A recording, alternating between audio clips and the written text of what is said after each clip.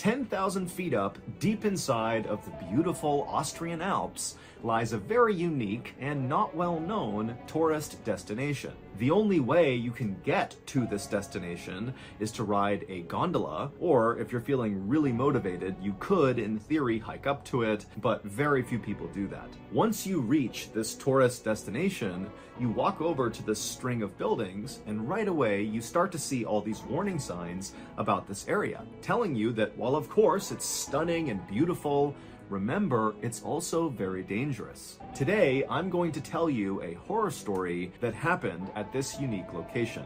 And make sure you stick around till the end, because there are actually two plot twists at the end of this story. The first one you might see coming, the second one you won't.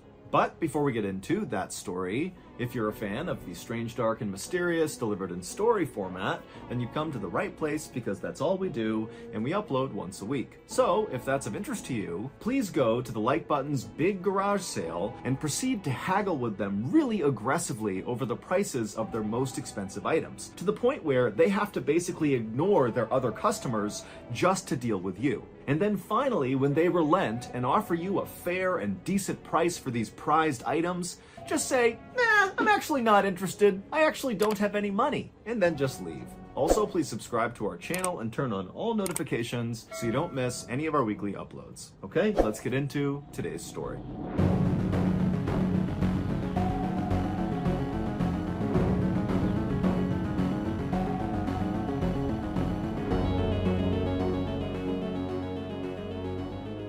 On August 9th, 1989, 23-year-old Duncan McPherson pulled his little red car into a parking lot inside of a lush green valley in Austria. After parking his car, Duncan reached across his middle console and he grabbed an apple out of a bag, and then he took a bite and just admired the unbelievable landscape all around him.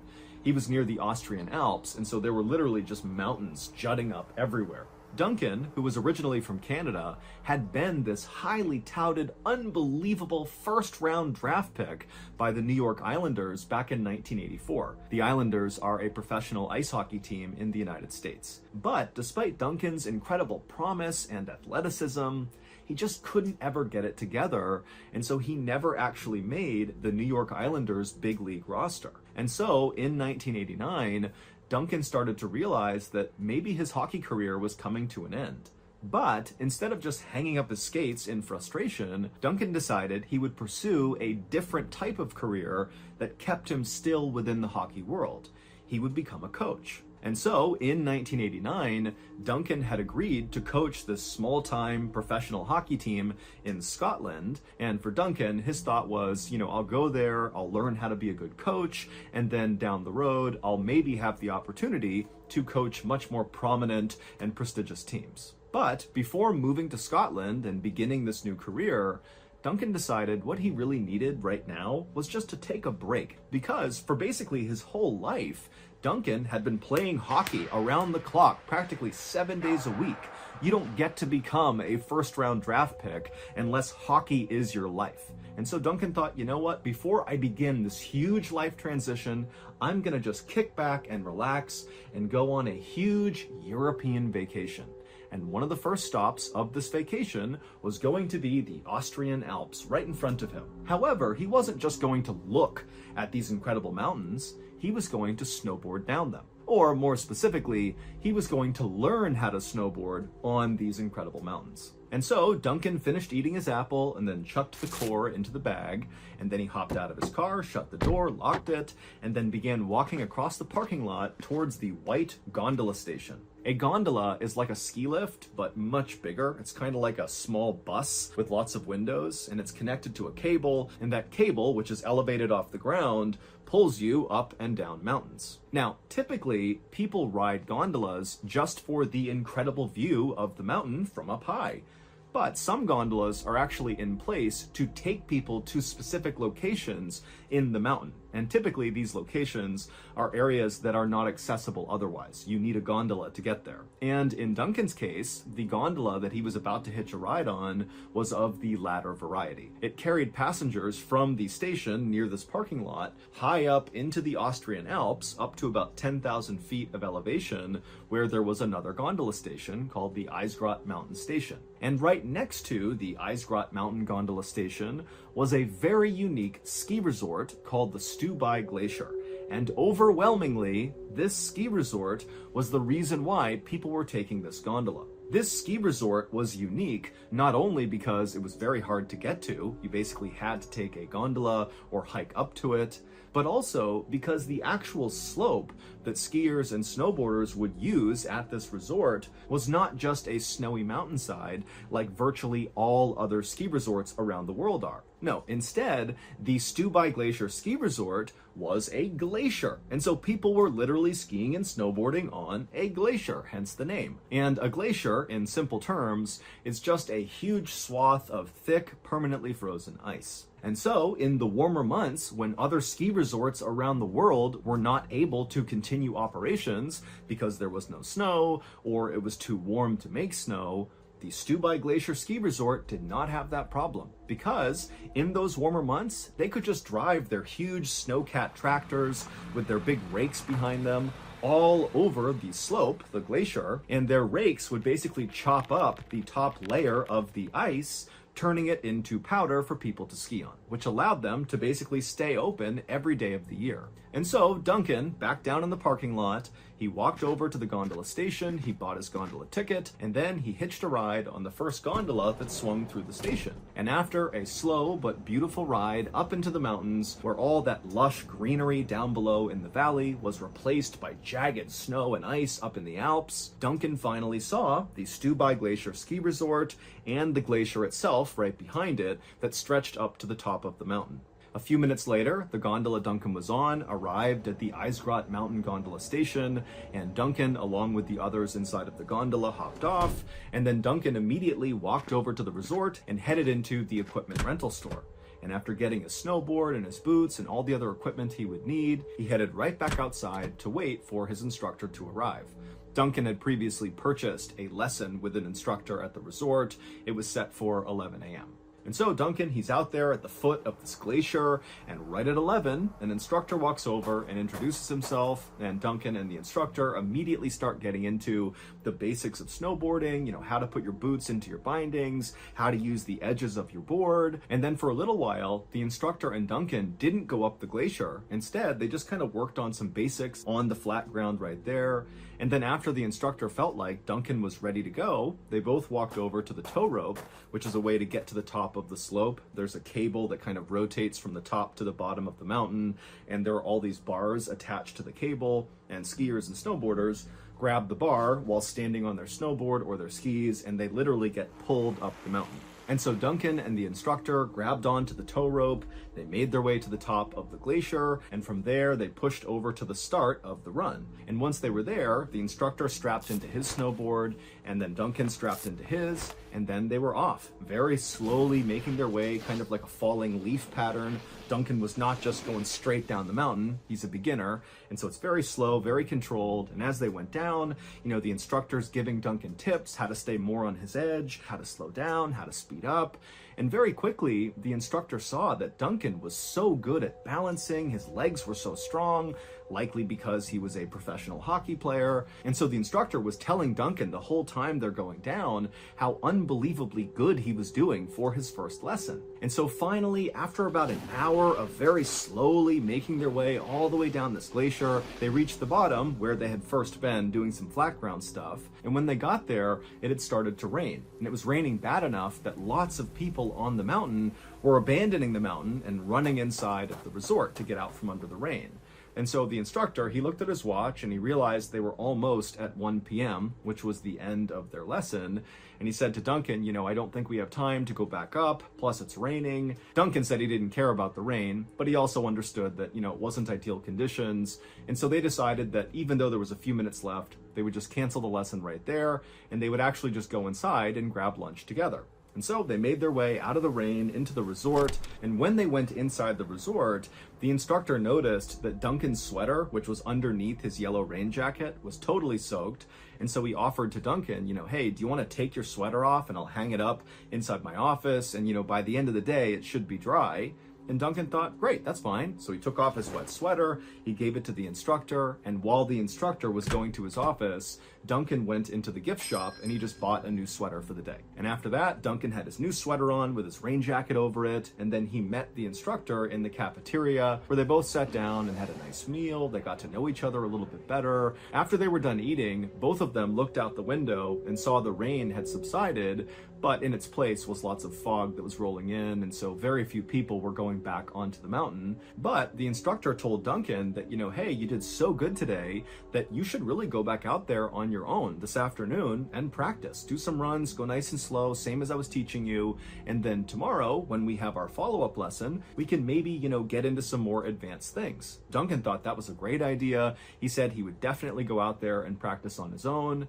And then the two men cleaned up, and the instructor made his way to meet his next client, and Duncan headed right outside, grabbed his snowboard, and began walking towards the tow rope.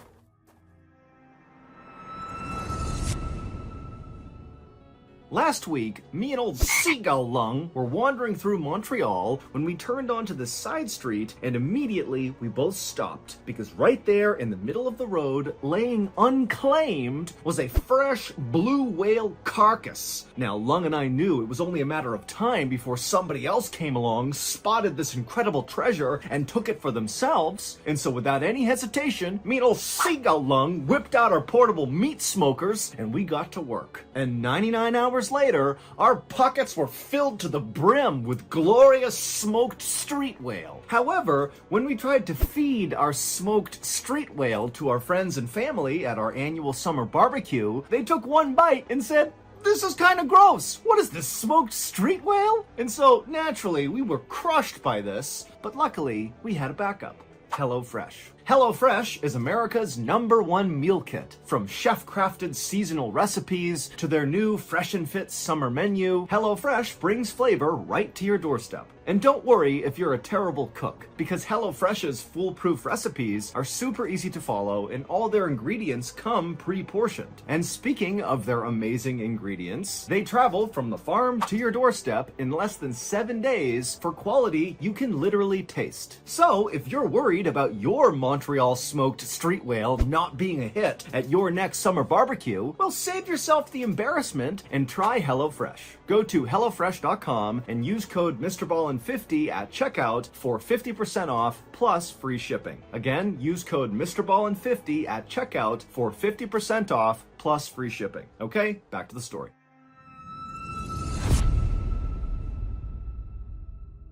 The next morning, Duncan's snowboard instructor arrived a little bit early to work. And so after getting off the gondola, he made his way over to the resort and he grabbed a cup of coffee in the same cafeteria where he and Duncan had eaten the day before. And then after finishing that coffee, the instructor grabbed his snowboard and the rest of his gear and then headed outside to meet Duncan in the meeting spot they had both agreed on. But when it was time for the lesson to start, Duncan didn't show up.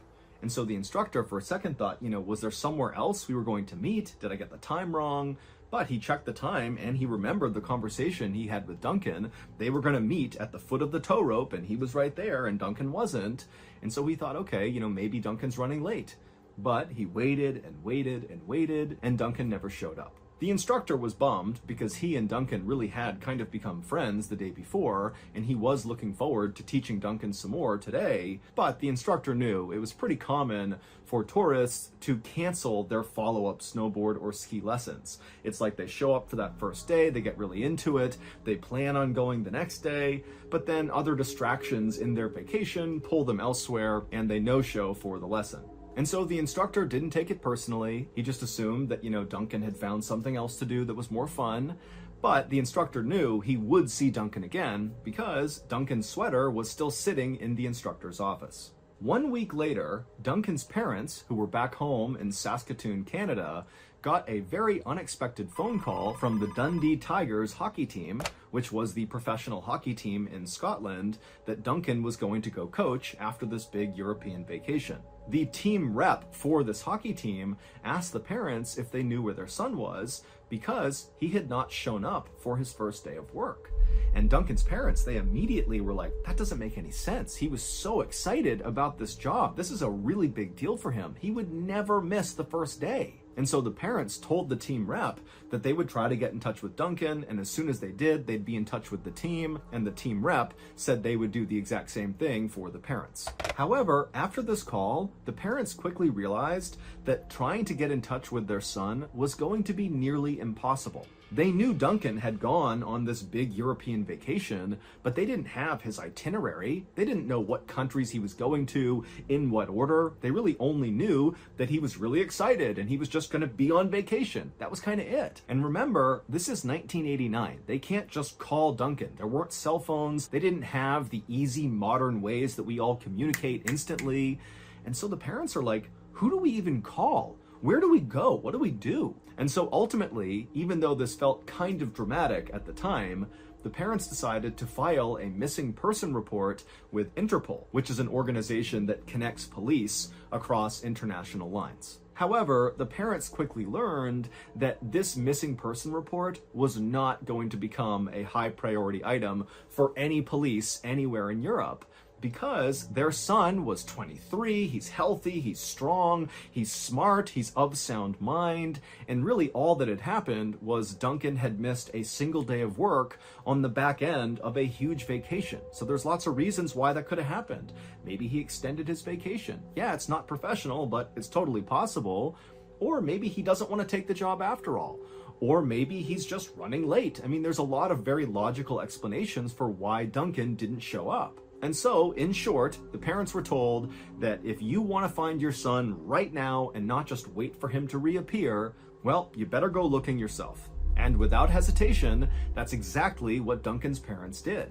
They packed up a couple of suitcases and they headed to Europe to go find their son. Because to them, it felt like something was wrong here and there was no time to waste. But again, the parents have no idea where their son would have gone in Europe. And so they don't really have a good starting point. They don't know who to talk to. But they just began chasing down every single seemingly insignificant lead they came across. And as they traveled all over Europe, they hung up thousands and thousands of flyers that showed their son's face, said he was missing, and here's a number to call if you know where he is. But despite these efforts, the parents really got nowhere. That is, until about a month into their search, when still they have not found Duncan, they have no idea where he is, they've chased down all these leads, they've all dead-ended. And at this time, the parents convinced several news outlets around Europe to air a segment on their news about Duncan. And one of those missing person segments aired in Austria. And the news anchor in Austria, when they were doing this segment, they described the car that Duncan was almost definitely driving when he went missing. It was that little red car. The parents had discovered in chasing down their leads that their son had borrowed the little red car from a childhood friend who used to play hockey with him, and the friend had told the parents that he had lent it to Duncan, and Duncan had told him he would have it for a week and then return it. But Duncan had never returned the car. And so the anchor in Austria does this segment about how Duncan is missing, and if you have information, come forward. They describe the little red car, and sure enough, not long after this segment aired in Austria, somebody found Duncan's car. It was still sitting in that parking lot right near the Stubai Glacier gondola. Immediately, when Duncan's parents heard about this, they flew to Austria and they met with police who brought them out to look at their son's car. They hadn't moved it. It was still just sitting where he had left it. And then also police showed the parents what they had found inside of the car, which included Duncan's passport, a letter to his girlfriend, where he talked about how excited he was to go to Scotland, and also a bag of rotten fruit. The police also told the parents that now, with the discovery of this vehicle, they were going to really lean into this missing person case to try to find their son, and that the next day they were going to launch this huge search of the area near where his car was to hopefully find Duncan. And so the parents, who were now cautiously optimistic that they might get some answers, they left the police and they went to a local hotel to rest up before the next day when they would be up early and join this huge search party. But when they got to that local hotel, they did what they always did everywhere they went in Europe. They began handing out all these missing person flyers with Duncan's face on them to everybody they saw in the lobby. They began hanging them up all over the hotel. And sure enough, just by completely random chance, they handed one of these flyers to Duncan's snowboard instructor. They handed it to him, he looked at it, and he did a double take, and he was like, I know him. And he explained how he taught Duncan how to snowboard, and then Duncan didn't show up the next day, and he just figured, okay, he blew it off to go do something else, but he'd come back for his sweater, but he never came back for his sweater, and he never heard from Duncan again. And so the parents, they have been searching all of Europe for a month, and they haven't talked to anybody who knew Duncan. They've gotten nowhere, and now they've just randomly stumbled on probably the last person to see Duncan before he went missing.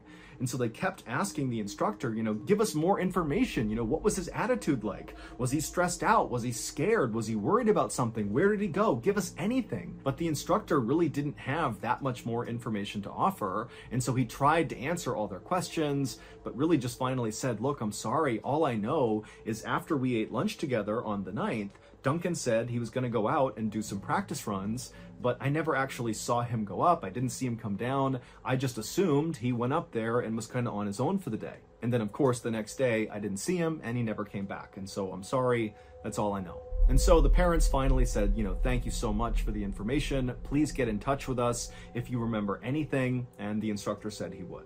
And then after that, the parents made their way to their room and they went to bed.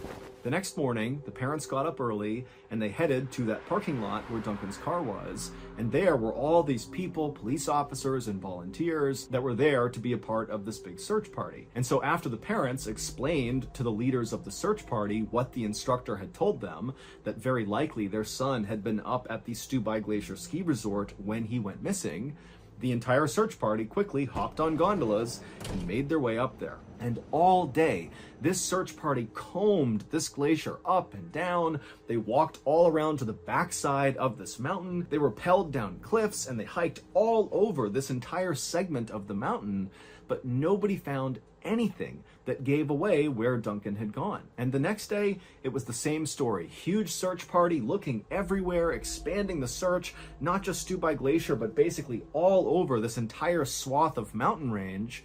But still, they found nothing. And so at the end of the second day, the authorities went up to Duncan's parents and they told them that unfortunately, we can't continue this search. We're calling it off.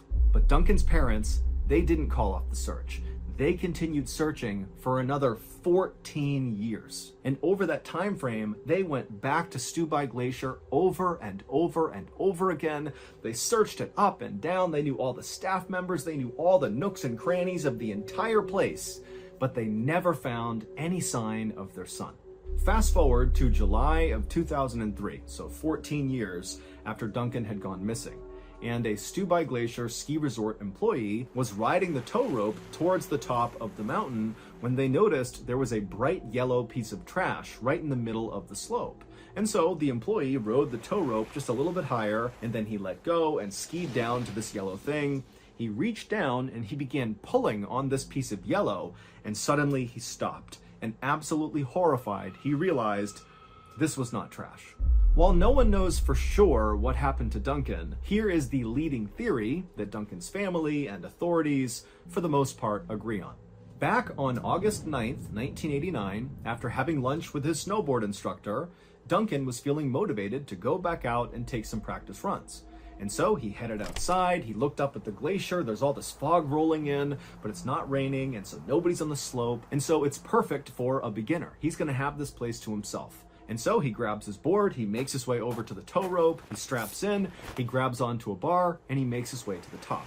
Once he gets off, he makes his way over to the start of the run, he puts his other foot into his binding, he makes sure he's all set, and then he stood up and began slowly kind of waffling his way down the completely vacant and very foggy slope. And as he was going along, he got more and more confident and began going a little bit faster and a little bit faster until finally he was basically just bombing it down the mountain, relying on his natural balance and strength to kind of keep him up.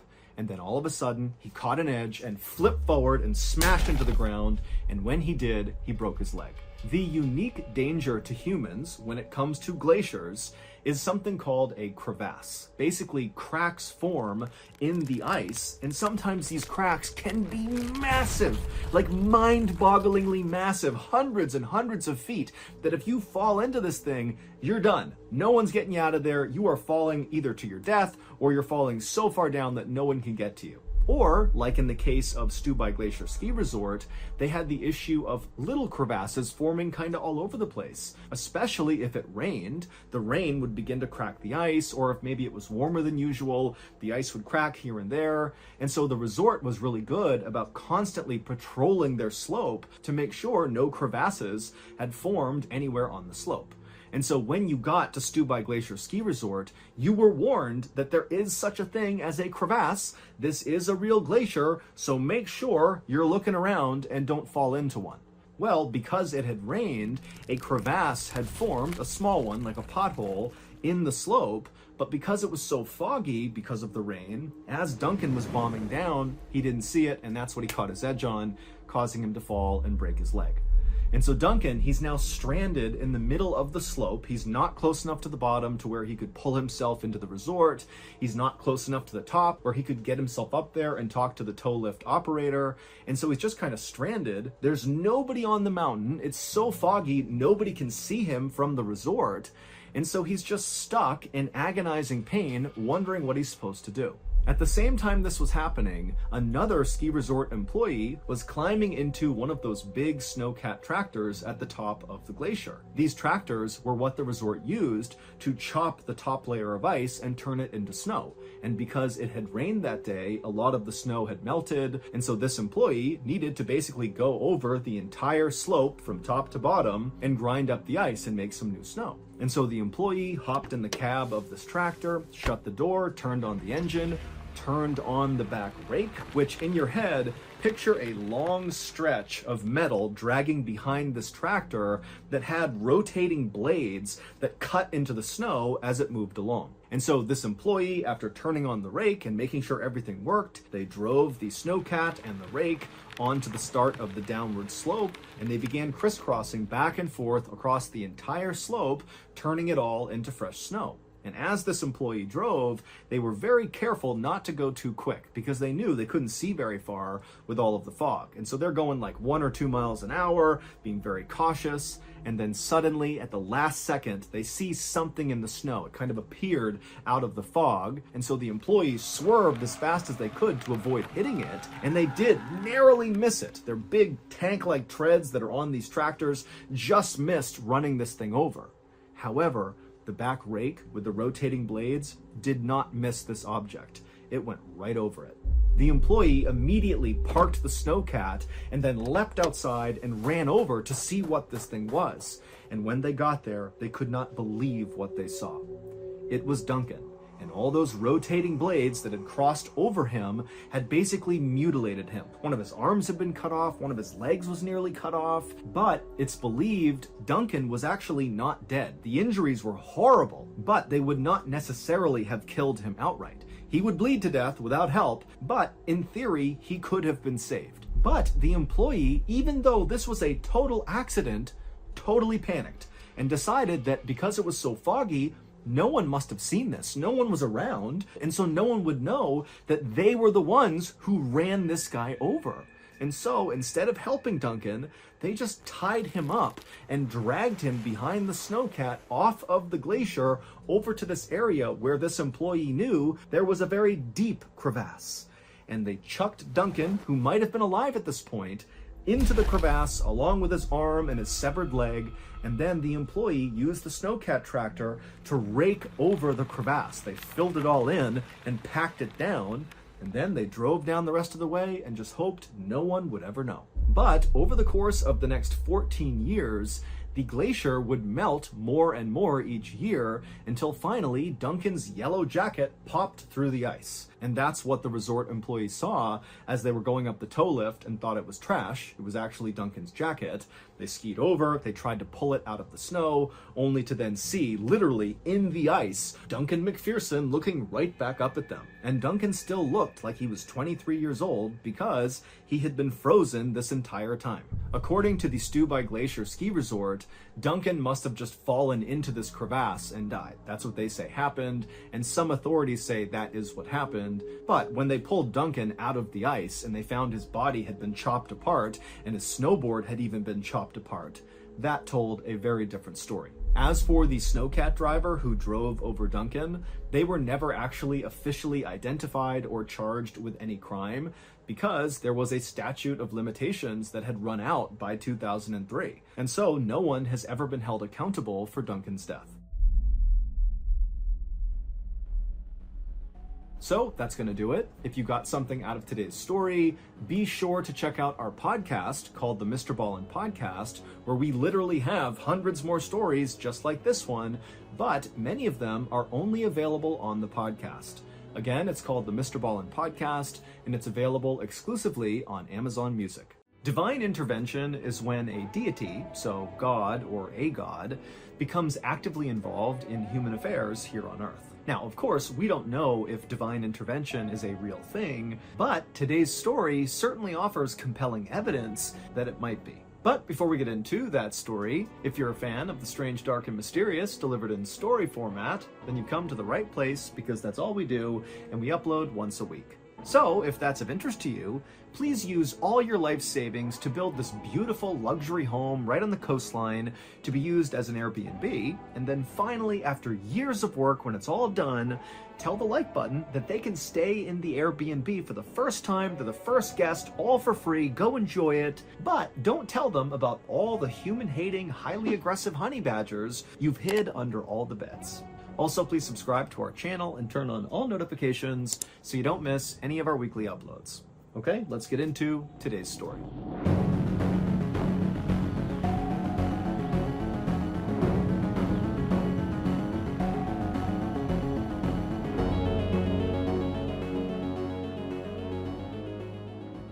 Late on the evening of November 15th, 1884, a 20-year-old man named John Lee helped his sister Elizabeth clear the dining room table in the English manor where they both worked.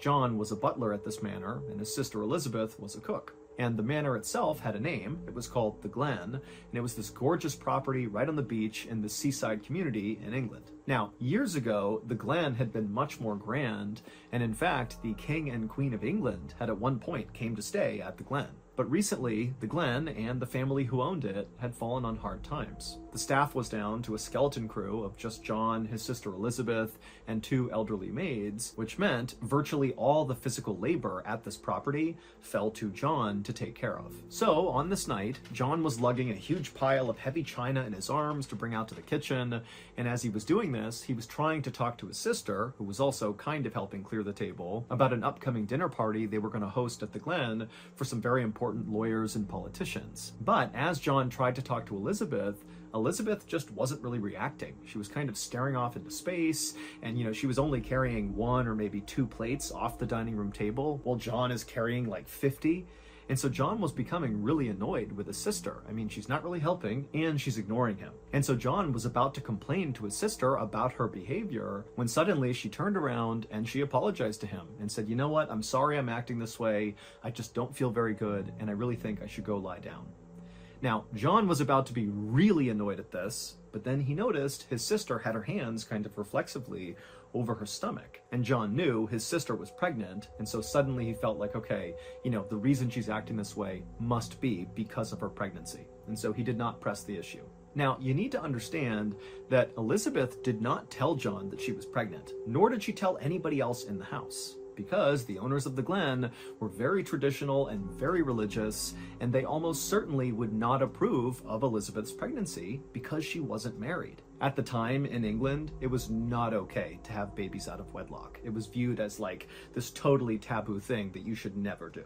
But despite Elizabeth's best efforts to conceal her pregnancy, John and the other two elderly maids very quickly realized what was going on, because every morning they would see Elizabeth vomiting because of morning sickness. And so when they approached her and said, hey, it looks like you're pregnant, what's going on here? Elizabeth refused to talk about it. She did not admit to being pregnant. She just kind of said, leave me alone. I mean, John didn't even know who the father was. Like, Elizabeth did not want to talk to anyone about her pregnancy. But despite all that, John and the other two maids really wanted to support Elizabeth and help her get through this pregnancy, without being found out and potentially fired because of it. So when Elizabeth said to John that she just wanted to go lie down because she was feeling sick, he didn't press the issue, and he just told her, you know what? I'm fine. I'll finish up. You go lay down. I hope you feel better. By 11 p.m., John was nearly done with all of his chores and he was getting ready for bed when one of the elderly maids came into the room and told John it was time for their nightly prayers. And without any hesitation, John put down the silverware that he was polishing and followed the maid into the living room where one of the owners of the Glen was waiting in her nightclothes. The owner was a 68-year-old woman named Emma Case, and at night she really liked to lead a nightly prayer with her staff. It was something she really enjoyed doing. Now, John was not a very religious person, but he really cared about Emma, and so he agreed to do these nightly prayers really just to make her happy. I mean, after all, Emma had basically saved him on multiple occasions. John had begun working for Emma 6 years earlier when he was just 14 years old. And John, he was kind of like a rough kid and a troublemaker, but Emma, she just had a soft spot for him. And at some point, when John admitted to Emma that he was really interested in traveling the world someday, Emma would help him get into the British Royal Navy. And for 2 years, John very happily served in the military and did get to see the world. But at the 2-year mark, John came down with this terrible case of pneumonia, and it forced him to leave the military early. And so when John was medically discharged, he came back home and he had no idea what he was going to do. I mean, he anticipated staying in the Navy for some time, not just 2 years. But luckily, Emma stepped in again, and she gave this glowing recommendation of John to one of her very wealthy friends, basically saying, hey, you should hire John. And this wealthy friend of Emma's agreed and hired John, and John was so happy, so relieved. I mean, Emma has totally picked him up again. But after getting hired, John would make a totally stupid mistake. He would steal this really expensive plate from this wealthy friend, and he would get caught. And this wealthy friend, they didn't just scold John and make him give the plate back. They got the police involved, and ultimately John would be sent to prison for 6 months for the theft. And when John got out again, he was certain nobody was going to hire him. I mean, he just went to jail for stealing. But that was when Emma, for a third time, stepped in and helped John again. Emma was a big believer in forgiving people and giving them additional chances when they screwed up. And so she said to John, you know what? I understand you made a mistake. Why don't you come back to the Glen and work for me? You can be our butler.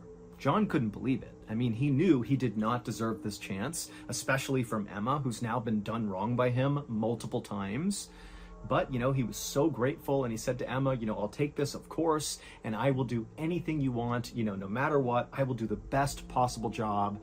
I'm not going to screw this up. And so far, that was exactly what John had done since coming back to the Glen. He did whatever Emma wanted, and that included nightly prayers. So on this night, after John walked into the dining room, he took a seat next to Emma at the table, and then after Elizabeth and the other two elderly maids took their seats at the table, they all held hands and they bowed their heads, and then Emma began to lead them in prayer.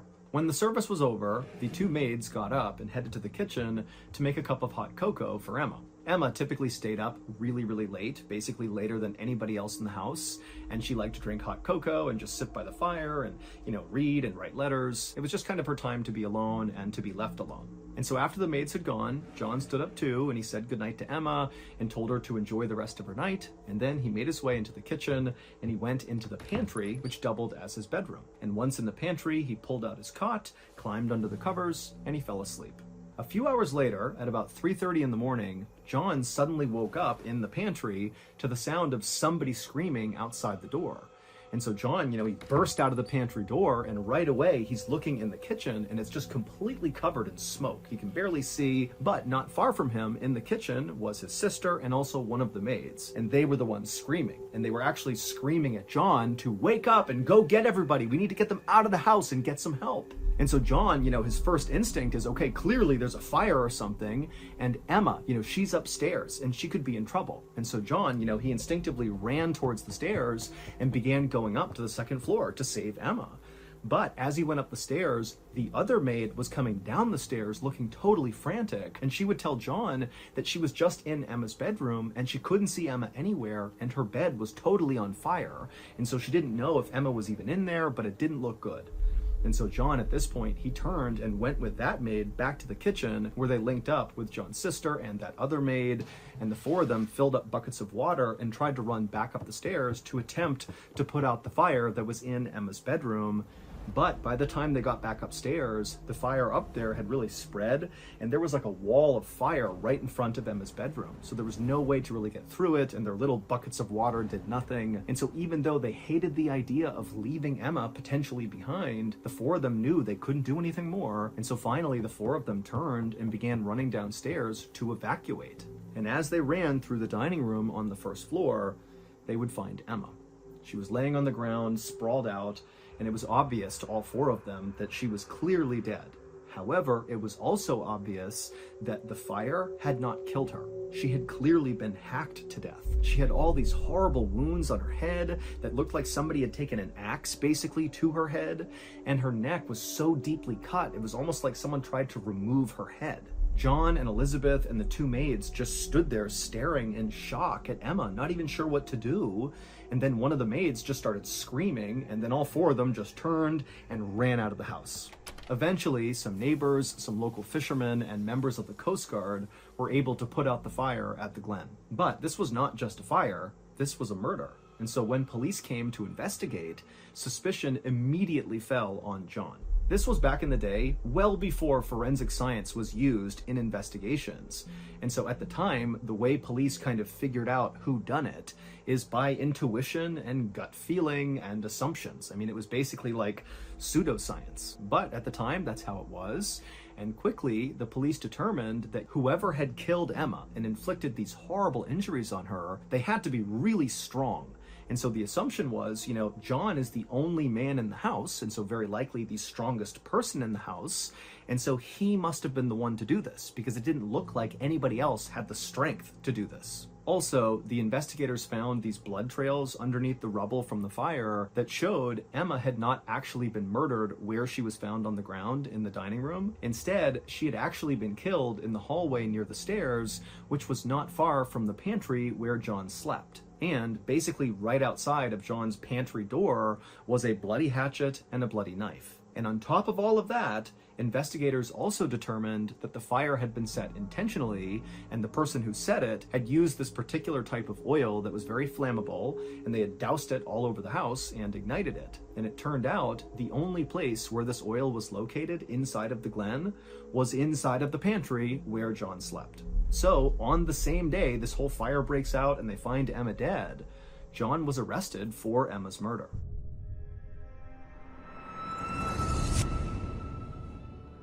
Hey everybody, if you've not heard by now, our flagship podcast, Mrballen Podcast, Strange, Dark, and Mysterious Stories, that pretty much immediately rocketed to the top of the charts when we launched in 2022, and then quickly was scooped up by Amazon by the end of the same year. Yeah, that show, our top show, is now available everywhere. It is no longer just on Amazon Music, it's on all platforms, and it's free. Which means if you've not listened to this podcast since it went exclusive with Amazon Music back in November of 2022, then that means you have about 100 new stories that are only on the podcast that are only now being made available to everybody.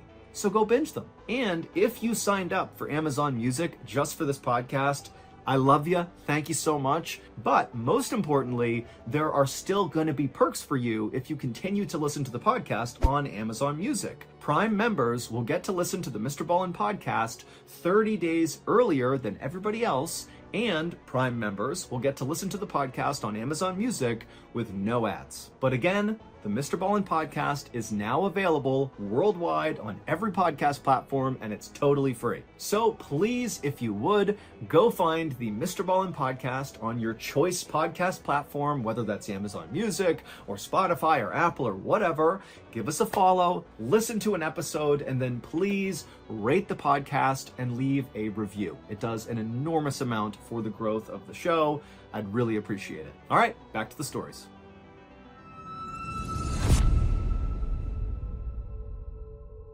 The next day, John was in his jail cell, and a guard came down the hall and rapped on the bars and told John he had a visitor. His lawyer was here to talk to him. But John was confused because he didn't have a lawyer, so he had no idea who this was.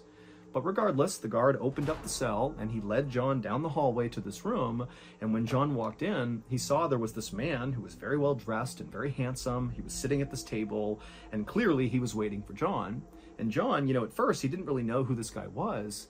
But then it dawned on him that he knows who this guy is. And it made no sense that he was here to defend John. The man's name was Reginald Templar, and he was a very successful lawyer, highly respected in the area, and he also happened to be one of Emma's absolute closest friends. So Reginald Templar, Emma's close friend, the woman who's been murdered, is here to defend the person who's accused of killing Emma? It just didn't make any sense. But eventually, Reginald gestured for John to come in the room and sit down. And so John just kind of made his way in and he sat down, and Reginald immediately said, "John, I know you did not kill Emma. That's why I'm here." John was so relieved, and before long, he was pouring out all the information he could about everything he could recall about the night of the fire and the murder. And as he did, Reginald took all these notes and he began creating a framework for John's defense. And so by the time John was back in his jail cell, he couldn't help but feel kind of optimistic that maybe with Reginald's help, he could actually beat this thing and prove he didn't do this. But John's relief would be short-lived. His first court appearance went extremely well. Reginald showed up in a fancy suit, and he was just completely on his game and just ripped the prosecution apart and basically said their entire case was just circumstantial, and he rattled off all these legal precedents, which John didn't really understand, but he looked up and saw the judge definitely knew these precedents and was impressed with what Reginald was doing. And then also Reginald would say that the police did a terrible job investigating. They basically didn't investigate and just jumped to conclusions that it was John. And so as Reginald is basically destroying the prosecution, Reginald looked over at the prosecutor, and he could tell the prosecutor looked really nervous. And so John was really starting to feel confident that Reginald was exactly what he needed. But on the day of the second court appearance, Reginald just didn't show up with no explanation. He didn't contact anybody. And so John just sat there waiting to see what was going to happen. The judge delayed for as long as he could. But eventually, when, Reginald still didn't show up, the judge looked to John and said, "I'm sorry, but you're going to have to defend yourself." Which, of course, John did not know how to do. I mean, he barely had even gone to school, let alone studied law. And from there, things only got worse for John. Reginald continued to miss court dates with no explanation, and then on other times he would show up to court, but instead of being this fantastic, very sharp lawyer, he kind of acted like a maniac. He would start all these unnecessary fights with the judge over totally irrelevant matters, like how to pronounce a particular word, and then when he had witnesses on the stand, his line of questioning didn't make any sense. He would ask things like, "Well, what did you have for breakfast today?" and "What's your favorite color?" And then finally, Reginald just withdrew altogether from the case, leaving John with no lawyer at all, which admittedly might have actually been an improvement for John. After Reginald withdrew, another lawyer found out about it and took pity on John and volunteered to take on the case. But it was on very short notice, and this other lawyer had good intentions, but was not nearly as skilled as Reginald was when he was kind of on his game on that first day. And so really quickly, this lawyer kind of fumbled the case, and then when it went to the jury to decide whether or not John was guilty, it took them less than an hour to come back and say, "Oh yeah, he's guilty, he killed Emma." And so John was sentenced to death by hanging. For the next 3 months, John sat in his jail cell waiting for his execution. And as he waited, he continually insisted that he really was innocent and that ultimately God would protect him. Finally, February 23rd, 1885 rolled around. This was the day of John's execution, except something very weird happened on this day. When John was led from the jail to the gallows where he was going to be executed, the hangman could not get the gallows to work. The trap door in the gallows where the condemned stands, where it's supposed to open up and they fall down and the noose breaks their neck, that trap door, it would not function whenever John was standing on it. Now, when John was moved off the trap door, it functioned perfectly fine. It was only when he was on that trap door that it would not work. And so think about this. Pretend you're John. 3 different times, the hangman led him onto that trapdoor. They put the noose around his neck, put a bag over his head, asked him for his last words, and they threw that lever, and each time John is expecting to die, and it's not working. Finally, after the 3rd failure, the hangman just called off the execution, and then actually a judge would weigh in and say, you know what, we cannot possibly attempt for a 4th time to execute John. This constitutes cruel and unusual punishment, and so they swapped his sentence from a death sentence to 22 years in prison. And none of this would make any sense until one day, 6 years after Emma's murder, when John, by this point, was just sitting in a jail cell and everybody had forgotten about him. On that day in 1890, a group of very high society type people, politicians and lawyers and rich people, they all gathered in this misty cemetery not far from the Glen. The group was in the cemetery for the burial of a very important and well-respected man who had died after slowly going insane. And as the priest finished his final blessing, the mourners began chucking handfuls of dirt into the grave, and as they did, one of them said quietly but out loud, "Today, we have buried a murderer." Here's what many people believe really happened on the night of November 15th, 1884, when Emma was killed. At the time of Emma's murder, Elizabeth's pregnancy was very scandalous, but not just for Elizabeth. It was also scandalous for the father of the baby, the father who nobody knew except for Elizabeth. And it was scandalous for this father because, like Elizabeth, he was worried what society would think if they found out he was having a baby out of wedlock, especially with Elizabeth, who basically from a societal standpoint was kind of below his station. But despite all that, the father of the baby did not attempt to distance himself from Elizabeth. Instead, on the night of the murder, the father of the baby actually decided to sneak into the Glen to see Elizabeth. But Emma was still awake. She was up late, drinking her hot cocoa, writing and reading, and she heard the sound of the father coming into her home. And so she got up to go investigate, and she would eventually find the father up in the hallway right outside of Elizabeth's bedroom. And remember, Emma is very traditional, she's very conservative and religious, and she's seeing this strange man in her house clearly going into or coming out of Elizabeth's room, and she was so offended and angry, and so Emma just began screaming at this guy to get out of her house, and if he didn't, she was going to tell the whole world about this illicit relationship.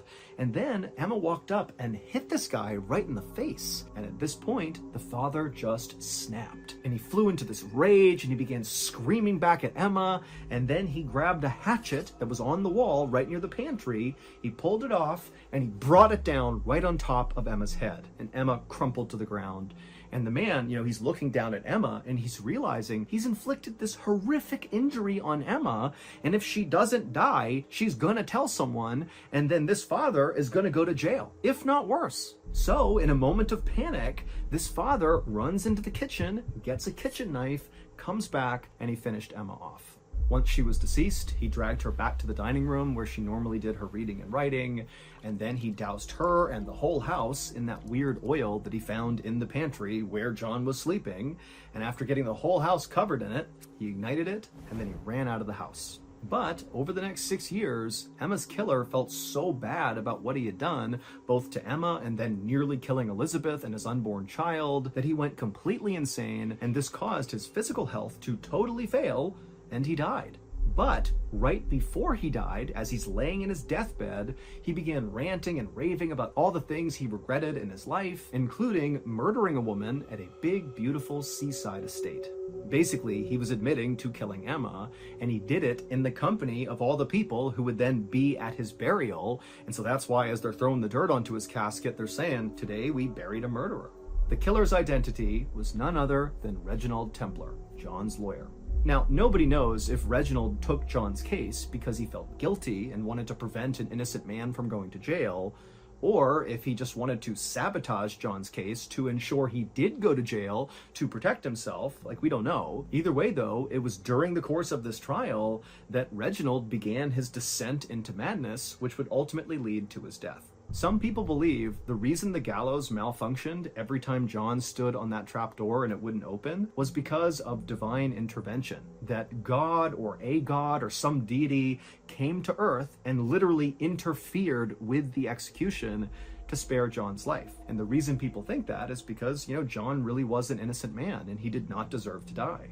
John would serve all 22 years of his sentence, and then when he got out, he became famous for being the man who could not be hanged. John would eventually get married, and he would move to America, where he would live a very happy and quiet life until he died at the age of 81. Hey everybody, as mentioned earlier, right now you can listen to over 100 new stories on the Mrballen podcast wherever you listen to podcasts. It's available on all of them. And so right now, I'm going to play you a clip from an episode of the Mrballen podcast. It's called Rendezvous in Capistrano. Enjoy. At 10 p.m. that night, Deputy Tony Castillo of the Orange County Sheriff's Department was in his cruiser out on his usual rounds. Deputy Castillo eased off the gas when he noticed a silver Dodge Stratus car pulled over in the breakdown lane on a rural highway outside of San Juan Capistrano. It was pitch black and there wasn't much traffic. Castillo figured there wasn't a reason for anyone to stop right there unless they were having car trouble, so he decided he would walk over and see if they needed any help. Castillo pulled his cruiser in behind the car. He could see that the car's engine was still running and the high beam lights were on, and the passenger side door was wide open. Just ahead of the car on the side of the road, Castillo saw a pole with an emergency phone box attached to it. He thought maybe the passenger in this car had jumped out of the car after it pulled over to go use that call box to call for help, because maybe their car had broken down. But then Castillo noticed a woman's bare foot sticking out of that open passenger door, and he knew right then something had to be wrong. Castillo radioed to let dispatch know what he'd found and that he was now going to go investigate. Then Castillo got out of the cruiser, put his right hand on his holster, and began walking towards the back of the Dodge. Castillo's footsteps on the gravel were the only sound. Castillo saw what looked like a smear of blood on the back passenger side door, but he went around to the driver's side and he saw right away the front window was smashed, and Castillo saw a scene of pure horror inside the car. A man was slumped over in the driver's seat, still wearing a seatbelt, and a woman who had been in the passenger seat was sprawled across the front seat, basically on the driver, with her head on the man's lap. Both of them had been shot multiple times, and they were drenched in blood, and when Castillo checked both of them for a pulse, he found they had none. They were both dead. Castillo rushed back to his cruiser, and he radioed dispatch to tell them that he had just walked up on 2 apparent homicide victims out on Ortega Highway. Then Castillo ran the plates on the Dodge Stratus, and the vehicle came back as being registered to Ken and Carolyn Stahl. And while he couldn't know for sure quite yet, Castillo was reasonably certain that those were the 2 victims. If you like that trailer and you want to hear the whole story, just go ahead and look up the Mrballen podcast on any podcast platform. It's free. And then once you find it on Apple, Spotify, wherever, just give the show a follow and then start your binge. Or you can listen early and ad-free on Amazon Music. But again, the Mrballen podcast is available on all podcast platforms. Go follow, go listen. So that's going to do it. If you want more strange, dark, and mysterious stories, then you need to check out all the Ballen Studios podcasts. You can find all of those podcasts simply by searching for Ballen Studios on any podcast platform. Okay, that's going to do it. Until next time, see ya. Wait, don't go anywhere. If you're looking for more strange, dark, and mysterious videos, click here. Today's story is a claustrophobic nightmare. But before we get into that story, if you're a fan of the strange, dark, and mysterious delivered in story format, then you've come to the right place, because that's all we do and we upload once a week. So if that's of interest to you, please offer to go skydiving with the like button, but be sure to replace their parachute with a trash bag. Also, please subscribe to our channel and turn on all notifications so you don't miss any of our weekly uploads. Okay, let's get into today's story.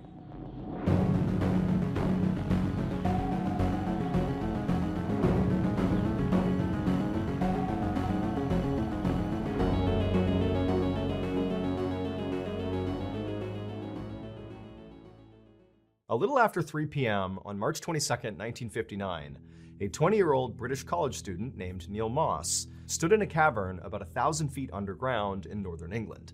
And as he stood there, he was staring with excitement into this dark hole right in front of him. The cavern that Neil was standing inside of was known as Peak Cavern, and it was one of the biggest and most twisting cave systems in the entire country. In fact, it was so big that at one point, an entire village of 30 rope makers lived inside of this cave. And then also, after those rope makers, The cave system became a hideout for criminals and thieves because there were so many secret passageways and basically places to hide inside of the system. So basically, Peak Cavern was a pretty famous place.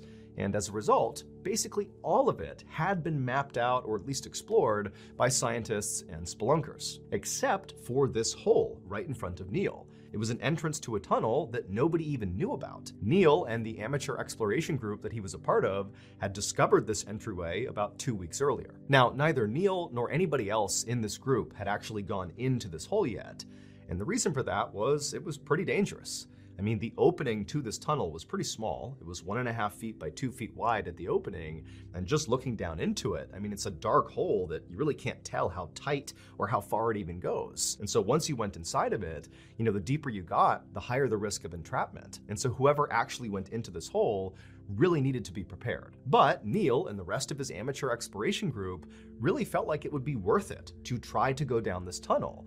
Not just because nobody had done it before, but specifically, they thought there was a chance that beyond this tunnel, basically deep underground, if you followed it long enough, it could lead to another big open chamber that nobody had found before. And those types of big open chambers, whoever finds them, gets it named after them. And so Neil and his group were thinking, hey, if we find this big chamber, it'll be named after us. We'll be famous, at least in, spelunking circles. But they also understood that there might be nothing at the other end of this tunnel. It could just be a dead end. But the only way to know for sure would be if one of the members of this group went into the hole. Now, in addition to a fear of being trapped in the hole, there were other big issues with blindly crawling into a tunnel no one's been in before. Like, for example, there could be a sudden drop-off, or running water, or some other hazard that whoever went into the hole wouldn't know about until they were facing it. And so naturally, everybody in this group was excited about the hole, but also a little apprehensive about being the guinea pig to actually go into the hole. And so after the group had kind of stood around the hole for a minute, kind of talking through who was going to do it, Neil had finally courageously volunteered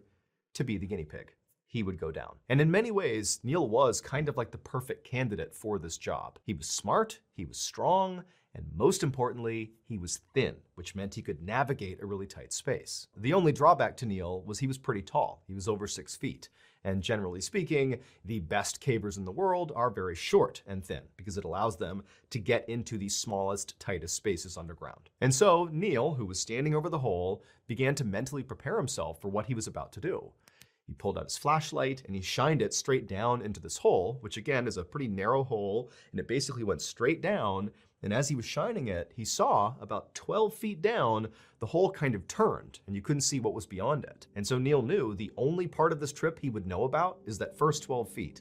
Once he made that turn, I mean, everything beyond that was totally unknown. Literally no one in the world knew what was beyond it. But Neil was about to find out.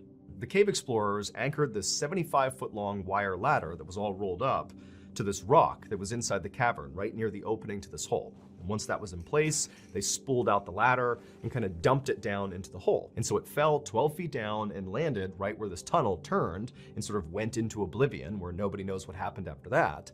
And so Neil, his job was going to be to go into this hole feet first, go down 12 feet, and then with his feet, as he kind of blindly crawled backwards feet first into the tunnel, he'd be kicking with his feet this ladder, extending it farther and farther into this tunnel. The idea was this ladder was his way back out again. So he's basically on top of the ladder, making his way, and at any point he can just grab the ladder and climb back out again. And so once the ladder was in place and all the cave explorers were kind of waiting for Neil, Neil walked up to the edge of the hole, he took a deep breath, and then he swung one leg into the hole, placed it on one of the rungs of the ladder, put his other leg on the ladder as well, and kind of tested it to make sure the rock that was anchoring the ladder could hold his weight. Once he was sure it could, he said goodbye to the explorers and then began his descent, feet first, down into the hole. As Neil slowly and carefully climbed down this ladder during this first 12-foot section, he felt the walls of this hole closing in on him. When he was close to the bottom of this first section, the walls were literally flush with his shoulders and back. I mean, this was a really tight space. And so finally he got to the very bottom of this 12-foot section, and he was about to step onto what he thought was another rung, because he can't actually see where he's going. He's just using his feet to feel.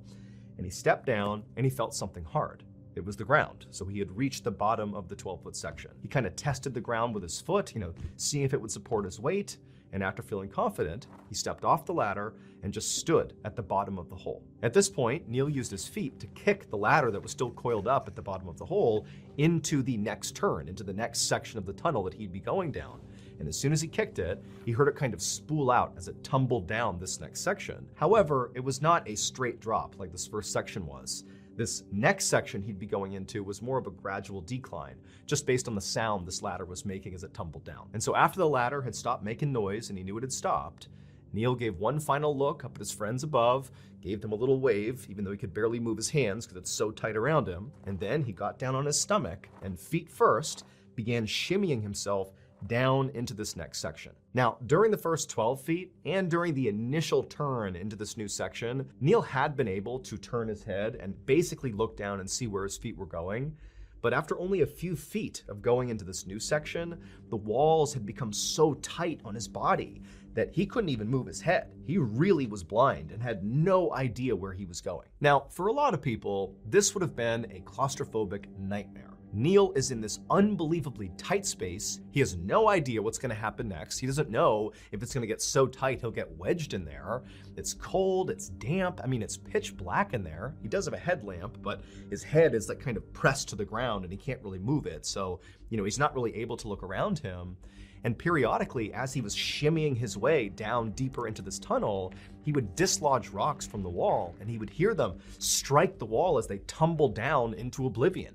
He had no idea if these rocks were tumbling into a dead end or if they were tumbling off a ledge somewhere, a ledge that he wouldn't be aware of until he got to it. But for Neil, this environment was something he thrived in. It was why he was so drawn to cave exploration. As much as cave exploring was a physical exercise and a physical test, it was much more a mental test. I mean, can you handle being in these tight spaces and persevering and continuing on when you're all by yourself and it's like dangers all around you? And also, Neil just loved being alone and in the dark. So cave exploration was like perfect for him. When Neil had made it about 10 feet down this new section, his feet touched the rolled up section of the ladder. And so with his toes, he kind of gave it a kick and the ladder tumbled for a second and he could hear it. And then it just kind of vanished altogether, like the ladder had gone over a cliff.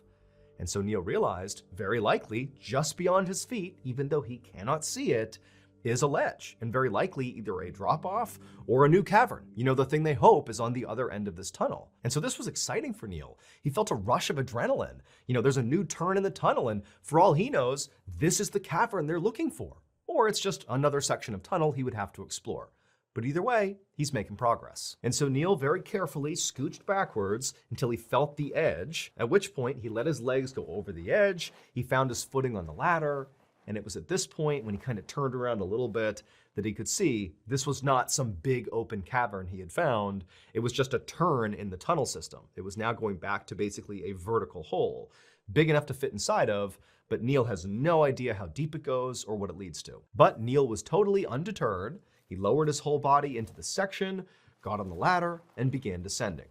And very quickly, as he began this descent, the walls of this section, this new vertical section, were so tight, it was about 18 inches in diameter, that he actually couldn't just go straight down. His body didn't fit just trying to maneuver down. So the only way he could get himself to go down further was to like shimmy himself side to side like a corkscrew, basically forcing his body deeper and deeper into this hole. And so Neil continued doing this for an additional 18 feet down in this new section of tunnel, which put him at a total of 40 feet down into this tunnel from the entrance where the rest of his friends were. And when he got down there, 18 feet down, he went to step onto the rung to continue his descent, but his foot hit rock.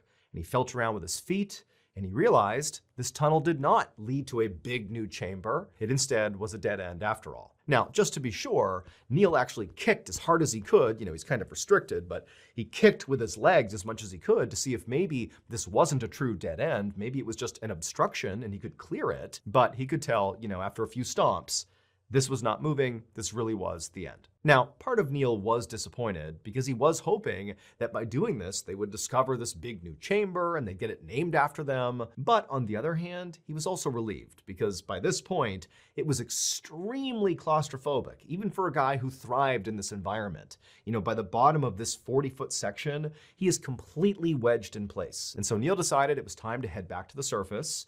But from where he was at, he couldn't even hear his friends. He's way down deep in this tunnel. It's totally pitch black. And so what he needed to do was just begin climbing back up this ladder. And then, about halfway up, he could call up to his friends and tell them, hey, I'm returning. But remember, to get to where Neil is, he has literally forced his body down into this tiny hole, basically corkscrewing himself as deep as he could get. And so he's totally restricted, and his arms are basically by his side, and his hands are basically pinned in front of his body. And so Neil tried to grab the ladder, which is literally pressed up against his chest, to begin the ascent.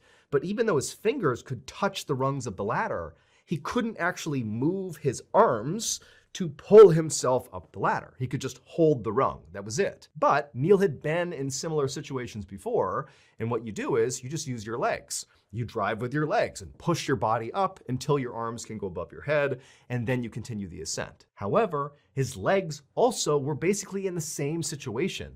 It was so unbelievably tight around his legs that he couldn't lift his legs up. He could just basically wiggle his feet. Basically, there was no way physically for Neil to get himself out.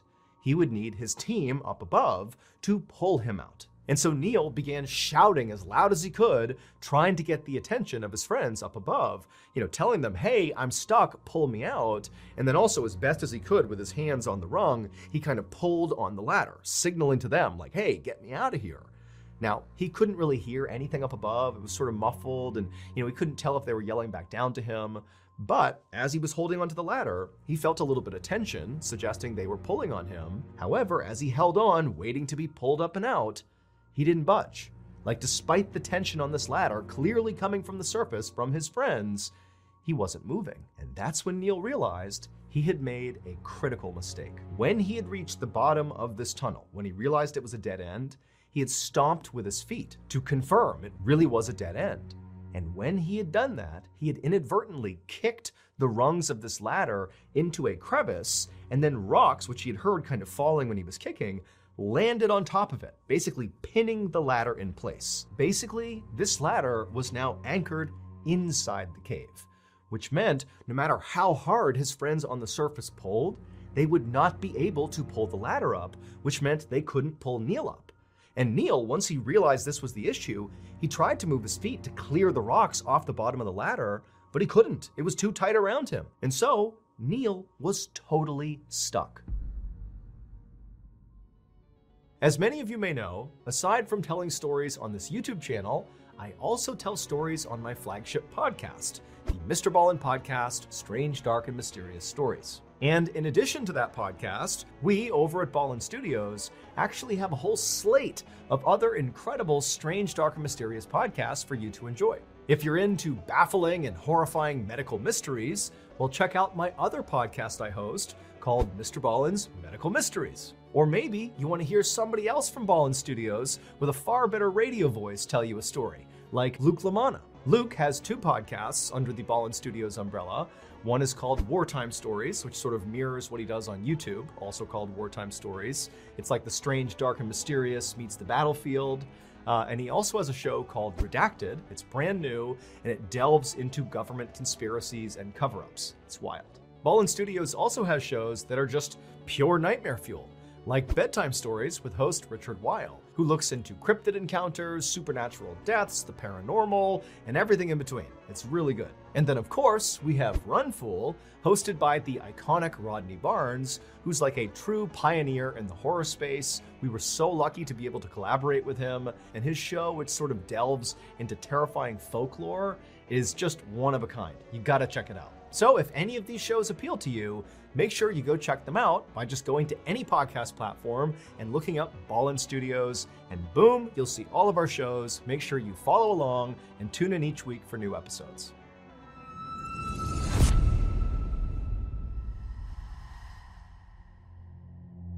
The members of Neil's exploration group pretty much immediately realized this was a crisis, because not only was Neil stuck in this cave, but in these tight little tunnels underground, there's limited oxygen.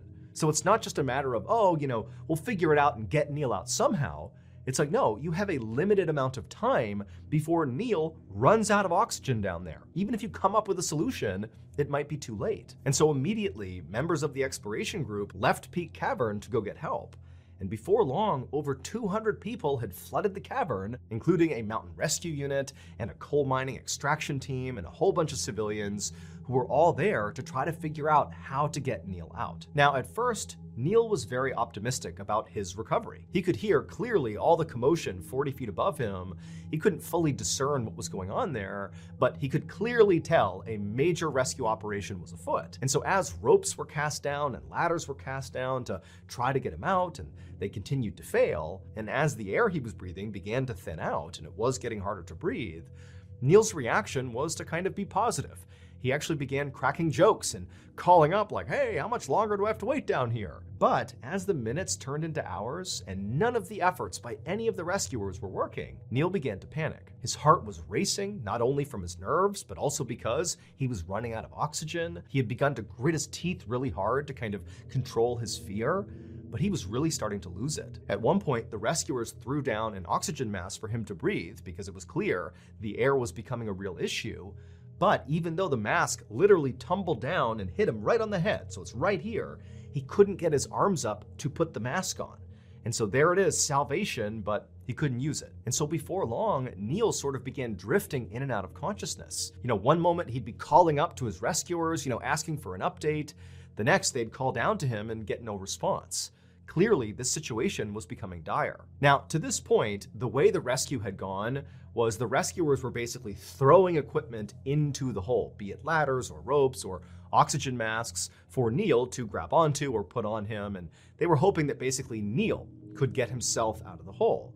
Because the great fear was, if we send a rescuer, or rescuers plural, into this hole to get him, they could get stuck, and now we have an even bigger problem. But when Neil began losing consciousness, when they couldn't get him to call back to them, they knew they were genuinely running out of time. And so they began pumping oxygen into the hole to hopefully buy some extra time. And then they decided, we gotta send someone into the hole. Someone has to go in there, get Neil, and pull him out. And so one by one, these courageous rescuers went down into the hole, and 8 times they tried, and 8 times they failed. All 8 either got stuck along the way or they passed out along the way. 3 people actually reached Neil and actually touched Neil, but there was no way to grab him and pull him out. And so Neil, who was conscious for a lot of this, like he's hearing and literally in some cases seeing rescue. It's right there, it's right in front of him, but it just didn't work. By the time the 8th man was pulled back out of the hole, they could hear in the hole this horrible sound, which was Neil gasping for air. Even though they were attempting to pump air into this hole, it wasn't enough, and Neil just couldn't fill his lungs with enough oxygen. And so the rescuers yelled into the hole for Neil to just hold on. They were gonna get him out of there, just be strong, hold on. But by this point, Neil, he wasn't even saying anything back. He just continued making these awful gasping sounds. By about 7 p.m., when Neil had been stuck in this hole for 4 hours, the rescuers decided to send one more guy into this hole, this really small civilian. And he went down there with a rope to attach around Neil and hopefully pull him out. And this little civilian managed to get all the way down, all the way to Neil. And when he found Neil, Neil was unconscious, but alive. And the rescuer put the rope around Neil's shoulders and then signaled to the surface to begin pulling. And so from the surface, they pulled on this rope, and slowly but surely, Neil began to be pulled out of the hole. And he moved about 18 inches, being monitored by the civilian who was down there. However, because they were pulling so hard on this rope to get Neil to move, the pressure from that rope was basically crushing Neil's chest, and he stopped breathing. And the civilian who was down there with Neil noticed it and yelled up to the group to stop. And they had to take the rope off because, yeah, they might be able to pull him out this way, but they would kill him. He would suffocate. And so once the civilian rescuer came out of the hole, he told the group, like, look, Neil's body is simply too big to be yanked out of the hole safely. He needs to be conscious and able to contort and twist his body, basically undoing what Neil did to get down there in order to get out again. Like, we need his participation, and he's unconscious, so we can't do that. And so at this point, the rescuers were totally desperate. They know Neil is still alive. They can hear some of his ragged breathing coming out of the hole, but they knew they had to do something drastic right now or Neil was gonna die. And so they came up with this plan for this even smaller rescuer, this woman, to go down into the hole, get to Neil, and break his collarbone to try to shrink his body to be able to pull him out. And so this woman, she goes down there and she reaches Neil, but she failed to break his collarbone. And so she too had to come out of the hole, leaving Neil behind. And so once the woman came out of the hole, it became clear to the rescuers that Neil was not getting out of this hole, even though he was just 40 feet away and at this moment still very much alive. They could hear his ragged breathing, but there was just nothing anybody could do. And so one of the rescuers called Neil's father and told him, "You need to come out to Peak Cavern." Not long after that, Neil's father, Eric Moss, arrived at Peak Cavern. Now, he knew going into this that his son was stuck. That's why he got the phone call to come out here. But he did not understand just how dire the situation really was. But as soon as he got to Peak Cavern and saw all these vehicles outside and the hundreds of rescuers coming in and out of the cave with these sad, dark expressions on their faces, Eric knew this was really bad. And so Eric made his way into Peak Cavern, and for hours he just hoped and prayed that whatever was happening would be enough to get his son out. And for hours, Eric just stood there in Peak Cavern, hoping to see his son emerge from the hole, hoping to come up and say everything is okay, but he didn't. And things only got worse. It eventually began to rain, and unfortunately, Peak Cavern, and specifically the hole that Neil was stuck inside of, flood when it rains.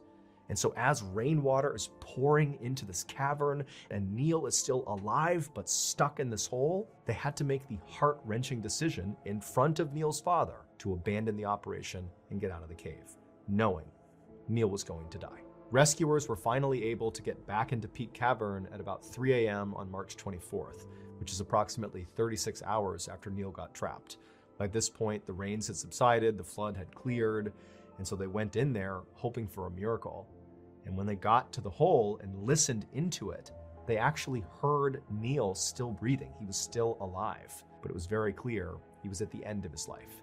And all they could do was just sit around this hole and listen as Neil took his last few final ragged breaths. And then eventually they listened as Neil took his final breath and the hole went silent. Now, at this point, it was too dangerous to send anybody back down into this hole, and so no one could get physically close enough to Neil to actually confirm that he really is dead. However, after the hole remained silent for quite a while, a doctor who was on site did walk over and declare Neil dead. And so at this point, the rescue operation became a recovery operation. However, as rescuers were getting ready to go back down into the hole to retrieve Neil's body, it was at this point that Neil's father, Eric Moss, who had been there this whole time and had been witness to the doctor declaring his son dead, it was at this point that he stepped in and said, "Stop, get everybody out of the cave. I don't want anybody else to lose their lives." And so ultimately, Eric made the decision to leave his son's body where it was. Eventually, once it was 100% certain that Neil really must be dead at this point, they would fill in the hole that Neil had climbed down inside of with loose rocks from the cave, entombing him inside of it forever. And in his memory, the tunnel that Neil died inside of was named after him. It's called Moss Chamber.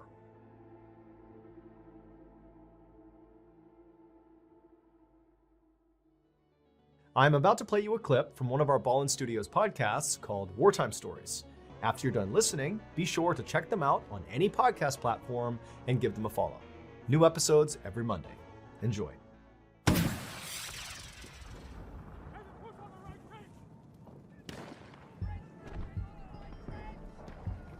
The story you are about to hear comes from the front lines of World War I, a place where many men lost everything: their friends, their limbs, their lives.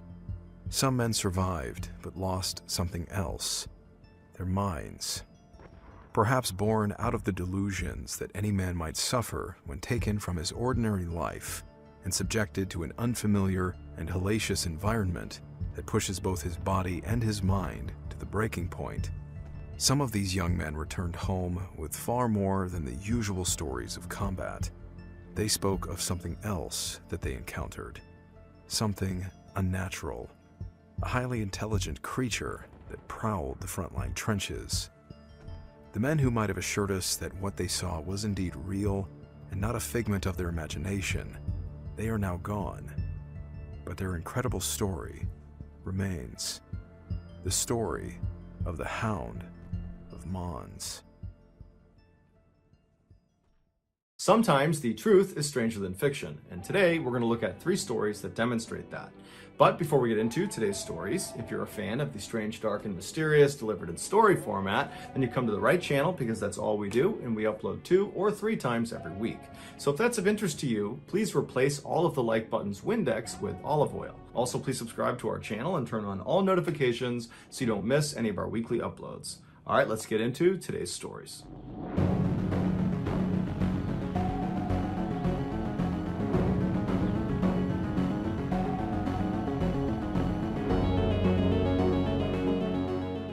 In January of 2015, a 27-year-old Texas man named George Pickering III suffered a massive stroke. He was immediately admitted to a hospital where he was put on life support, and then doctors delivered some bad news to his family. It would turn out George was brain dead, and they advised the family that realistically they should consider pulling George off of life support because it wasn't going to do him any good. George's family was totally devastated by this news. In fact, George's father was so upset he just left the hospital altogether. And so in his father's absence, George's mother and brother wound up talking to doctors and saying that yes, we are prepared to pull George off of life support. After they consented to have this done, they put George on an organ donor list and then began making funeral plans. When George's father came back to the hospital later that day and found out his family had consented to have George pulled from life support, he was furious. He did not believe his son was just totally brain dead and there was no hope. He felt like they should at least try to give him a little bit more time to potentially give them a signal that he was okay. But George's mother and brother told George's father that they had spoken to the doctors and there was just no hope. There was no reason to delay this process. It was time. But George's father was totally not having it. He stormed out of the room and he found the doctors and he demanded they keep his son on life support just a little bit longer. But the doctors told him there really is no reason to do that. And in fact, all you're doing is jeopardizing the people that need his organs, that are waiting for this organ transplant. And so really what we need to do is actually expedite taking him off of life support because that's the best thing to do right now. George's father was so upset, totally distraught. He ran back to his son's room. He laid over his son and he just held his hands and stared at him and just prayed that his son would give him some sign that he was actually not brain dead, but his son didn't. And before long, the doctors began filtering into the room to begin the procedure of removing his son from life support. And when they came in the room, George's father kind of snapped. He ran out of the room, he ran out of the hospital, he went out to his car and he got his gun and then ran back into the hospital, back into his son's room and aimed the gun at the doctors and ordered them to stop what they were doing and leave the room immediately. And so the doctors had not actually begun removing George from life support, so he's still on life support. And so once the doctors and everyone left the room, George's father walked over, he locked the door, and then for the next several hours, he just kept his gun aimed at the door as he laid over his son and just kept looking down in hopes that his son would give him some sign that he was not brain dead. And so finally, when the SWAT team arrived and was stacking up outside the door in the hallway, they began yelling into the room for George's father to put the gun down and let them come in. And George's father the whole time is just looking down at his son, hoping and praying that his son is just going to do something. And right as the SWAT team kicks in the door and comes into the room, George's father had reached down and grabbed his son's hand,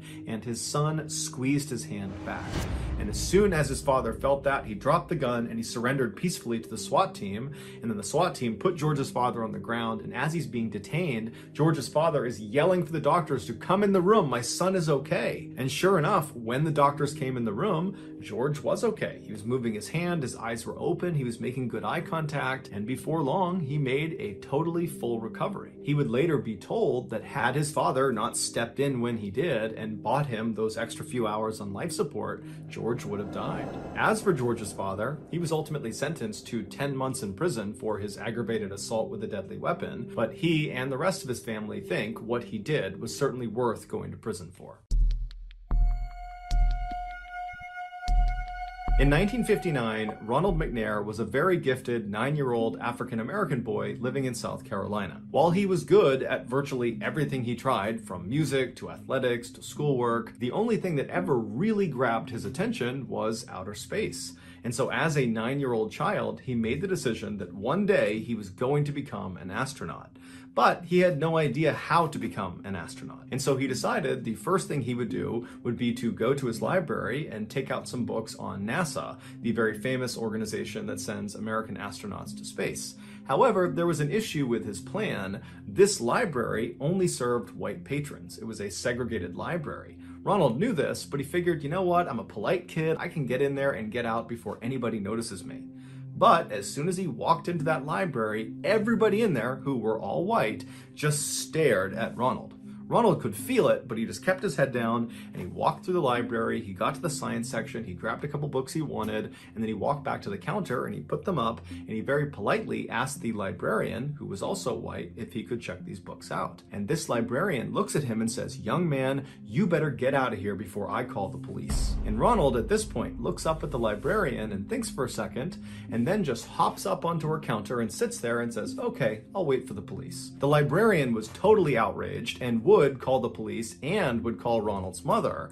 And before long, the police did show up, and it was two white guys. They come inside, and this librarian runs over to them, and she's talking to them, and she's pointing back over at Ronald, gesticulating that very clearly Ronald is the issue. That's why you've been called here. And the officers would be just totally annoyed by this librarian, and they would say to her, "Why don't you just let the kid take the books out?" And the librarian was totally offended at this and began defending her decision to call the police instead of letting him take the books out. And as she's defending herself, Ronald's mother comes running into the library. She runs over to her son to make sure he's okay, and then she looks up at the police officers and this librarian to try to figure out what's going on. And at this point, the police officers are just totally over it, and they turn to the librarian and they say, "You know what, you really ought to let him take the books out." And then the officers just turned around and left. The librarian was not about to just let him take the books. She was still very upset, and so she storms over to Ronald's mother and she says to her, "You shouldn't let your son come in here." And at this, Ronald's mother is looking at this librarian who's totally upset, and she looks down at her son who's got his head down, and then she notices the few books on the counter about space, and she was aware of Ronald's love for outer space, and she put together what had happened. And after thinking about it for a moment, she looks up at this librarian and she just says, "Well, since he's here already, can he take out those books? He'll take good care of them." The librarian is still totally furious, but knows this is a losing fight. And so very reluctantly, with a scowl on her face, she grabs the books and she jams them into Ronald's arms. And Ronald's mother nudges Ronald and says, "What do you say?" And Ronald, while holding all of his new books about NASA and space, looks up at the librarian and smiles and says, "Thank you, ma'am." And then he and his mom turn around and they leave. Ronald would go on to earn his PhD in physics from MIT, one of the most prestigious universities in the world, and after graduation he was picked up by NASA to become an astronaut. And in 1984, Ronald went into outer space. He was actually the second African American to ever go into outer space. And while he was in orbit, apparently he played his saxophone for his crew. And then in 1986, Ronald was chosen again to go on another mission to outer space, but tragically, 73 seconds after takeoff, their space shuttle, the Challenger, exploded, killing Ronald and the 6 other astronauts on board. Following his death, the library in South Carolina that had tried to turn Ronald away for his skin color renamed themselves the Ronald McNair Life History Center. The United States formally entered World War II in December of 1941 following the surprise attack on Pearl Harbor in Hawaii by the Japanese. Roughly 6 months later, a 21-year-old Alabama native named Henry Irwin joined the Army Reserve. After nearly 2 years of additional military training, Henry was made into a radio operator and was assigned to a B-29 bomber. A B-29 bomber is this huge aircraft whose sole purpose is to drop bombs. And so in February of 1945, Henry and his B-29 bomber unit were sent to the Pacific to do just that, drop bombs on the Japanese. 2 months after arriving, Henry's B-29 was tasked with being the lead bomber in a group attack on a Japanese chemical facility located about 125 miles north of Tokyo. Aside from just operating his radio inside of the B-29, occasionally Henry's job was to organize the other planes in the attack when their B-29 was the lead attacker. And so the way he would do this was by dropping a series of smoke bombs out of his plane, and then once they touched the ground and all the smoke was coming up, he would hop on his radio and communicate with the other pilots in his sortie and tell them to organize themselves off of this visual reference point on the ground. He would basically have them fly to certain positions relative to the smoke cloud. And so once all the pilots had been organized into proper formation, they would continue to their target and commence their bombing raid. For this mission, Henry was in his typical position right behind the front turret gun towards the front of the plane. When his pilot told him to start dropping smoke bombs, Henry did as he was told. And so he pulled the lever, which opened up a chute on the bottom of the plane, and all these smoke bombs began tumbling out of it. Now, as soon as he pulled that lever, all of these smoke bombs that were in that particular chute were ignited. They were on a timed fuse, and so they would tumble out of the plane, and then before hitting the ground, they would ignite, and then smoke would start billowing out of them.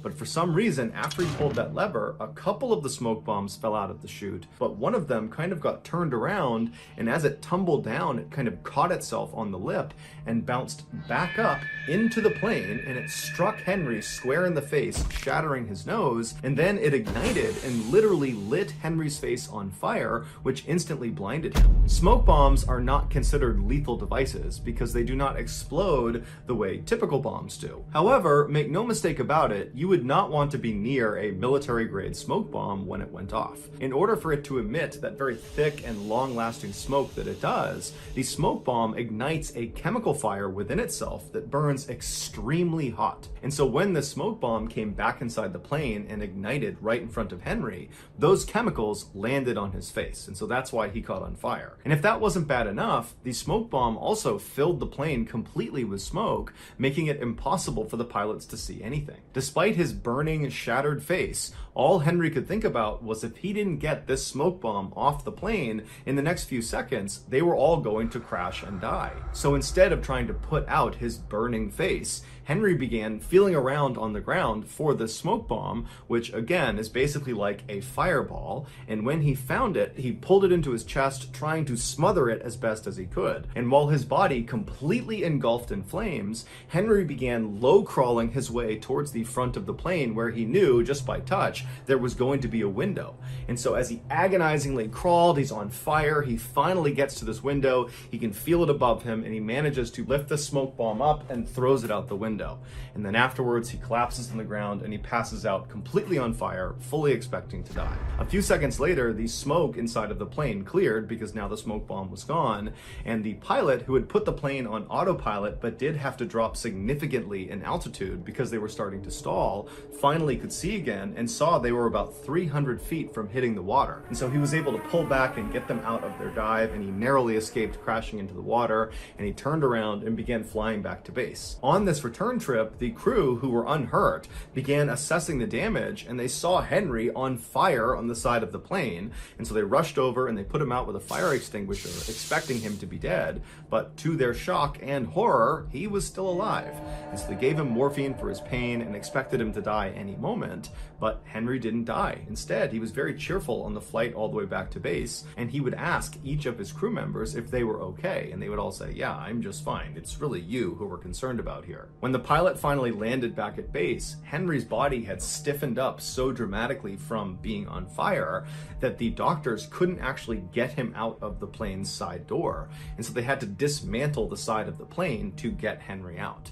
And so the doctors fully expected Henry was going to die basically any moment from his horrible wounds, but since he hadn't yet, they did everything they could to try to save him. They put him through dozens of surgeries, including one where they would try to remove the chemical flecks from the smoke bomb that had embedded in his eyes. And since these chemicals combusted as soon as they made contact with oxygen, every time they pulled out one of these flecks, it would burst into flames and very painfully burn Henry's eyes a little bit more. While Henry was undergoing all these surgeries, the rest of his B-29 crew immediately went to their commanding officer and said, "You have to put Henry in for the Medal of Honor." The Medal of Honor is the highest award you can achieve in the US military. After the commanding officer heard the story of what Henry had done, he agreed, and in record time, he got the paperwork processed and got Henry approved for this award. But there were no actual physical medals of honor on the island to actually present to Henry, and the officers and the rest of his crew were worried Henry would die before the actual medal was shipped out to the island to be given to him. And so the only Medal of Honor that was on this island was inside of a museum behind a glass case. And so one of the officers in Henry's crew went into the museum, shattered the case, took the display Medal of Honor, and rushed to Henry's bedside and put it around his neck. And then after that, somehow Henry just didn't die. After dozens and dozens of surgeries, Henry actually regained sight in one of his eyes and regained the use of most of his body. Henry would later be asked in an interview what it was like to do this very heroic thing that he did. And he would say, well, I only moved the bomb 13 feet, but 13 feet feels like 13 miles when you're on fire. Henry would go on to be honorably discharged from the military, and he would spend the next 37 years working closely with other burn victims, trying to keep them positive and optimistic about their recovery. He would also go on to have 4 children, one of which became an Alabama state senator. In 2002, Henry died of natural causes at the age of 80. So that's going to do it, guys. If you found the secret in today's episode, let us know in the comments section what it is and where you found it, so give us the timestamp, and if you're the first to do that, we'll pin you at the top of the comment section. If you got something out of today's episode and you haven't done this already, please replace all of the like button's Windex with olive oil. Also, please subscribe to our channel and turn on all notifications so you don't miss any of our weekly 2 or 3 video uploads. We are now selling merchandise like flannels, hats, mugs, all sorts of stuff. And so if you want official Mr. Ballen merch, go to shopmrballen.com. Also, please follow our shop's Instagram page. The username is shopmrballen, where you can find all of our upcoming deals and promotions. If you want to get in touch with me, you can direct message me on Instagram or on Twitter. My username for both platforms is the same. It's johnballen416. I also have a ton of content over on TikTok, where my username is Mr. Ballen. We also have a second YouTube channel called Mr. Ballen Shorts, where we post random short videos and lost episodes. If you have a story suggestion, please submit it to our subreddit just called Mr. Ballen. It's linked in the description below. So whether I see you on Twitter, Instagram, TikTok, Reddit, YouTube, or some combination, just know that I really appreciate your support, and until next time, that's going to do it. See ya.